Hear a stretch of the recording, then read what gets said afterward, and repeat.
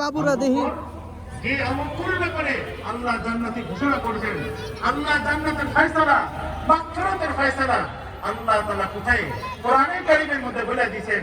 আহা, ওই আবু বকর এই ভয় পাইতেন যে আল্লাহ আমাকে যদি অন্যায়মান হইতো হয়, আপনার সামনে অপরাধ হিসাবে ঘোষণা হয়ে যায়, আমি আবু বকর কিভাবে পারবো? আমি আপনি কি করবো?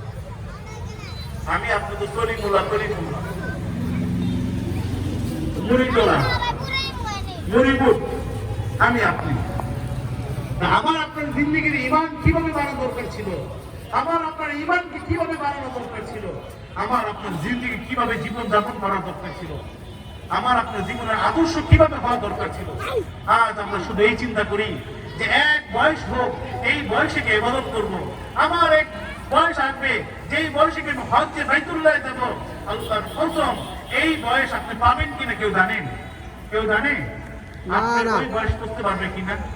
হ্যাঁ, কেউ বলতে পারবে না। পশ্চিম কালেও আপনি বলতে পারবেন না যে আপনি ওই মাকাম 60 বছরে বয়স করতে পারবেন কিনা, আপনি 50-এ পা রাখতে পারবেন কিনা, কেউ লিখিতভাবে দিতে পারবেন না। কেউ দিতে পারবে না, কেউ না। কিন্তু বরঞ্চ আমার আপনার জিন্দেগির এখনই সুযোগ, এই মুহূর্তে সুযোগ আমার আপনার জিন্দেগি পরিবর্তন করা। এখনই সুযোগ আমার আপনার জিন্দেগিকে তওবা নামের যে নামটা আছে, তওবা নামের যে বস্তুটা আছে, এটা আমার জীবনকে আঁকড়ে ধরা এখনো সুযোগ আছে, এখনো সুযোগ আছে। এই কারণে তো বলেন যে মানুষের জীবন 3 ভাবে চলে, এক অতীত, বর্তমান, ভবিষ্যৎ, ঠিক না? কার কার